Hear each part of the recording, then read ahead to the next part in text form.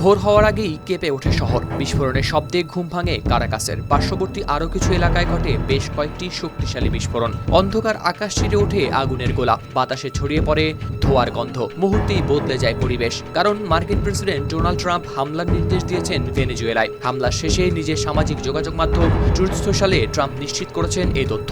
এর আগে হোয়াইট হাউসের কর্মকর্তারাও জানিয়েছিলেন হামলার কথা। ভেনেজুয়েলার মাদুরো সরকারের অভিযোগ, যুক্তরাষ্ট্র কারাকাসে আগ্রাসন চালিয়েছে। তারা যুক্তরাষ্ট্রের এই সামরিক আগ্রাসন প্রত্যাখ্যান করছে। এই পরিস্থিতিতে ভেনেজুয়েলায় জারি করেছে জরুরি অবস্থা। সংবাদ মাধ্যম রয়টার্সের প্রতিবেদনে প্রকাশ পেয়েছে এ তথ্য।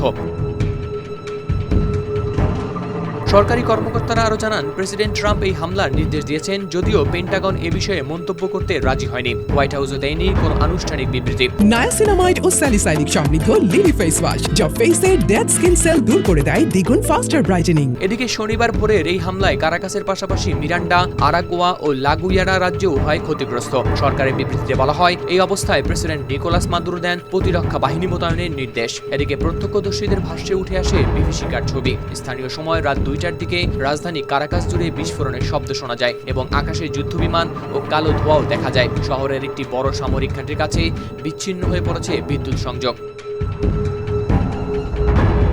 মার্কিন প্রেসিডেন্ট ডোনাল্ড ট্রাম্প বেশ কিছুদিন ধরেই ভেনেজুয়েলার সামরিক অভিযানের হুমকি দিয়ে আসছিলেন। তিনি মাদুরোকে ক্ষমতা ছেড়ে দেশ ছেড়ে যাওয়ার জন্য চাপ দিচ্ছিলেন। গেল সোমবারও ট্রাম্প বলেছিলেন, মাদুরোর জন্য ক্ষমতা ছেড়ে দেওয়াটাই হবে বুদ্ধিমানের কাজ। ভেনেজুয়েলা সরকারের দাবি, এই হামলার মূল উদ্দেশ্য হল দেশটির তেল ও খনিজ সম্পদ দখল করা। তবে তারা স্পষ্ট জানিয়ে দিয়েছে, যুক্তরাষ্ট্র সফল হবে না এই সম্পদ দখলের চেষ্টায়।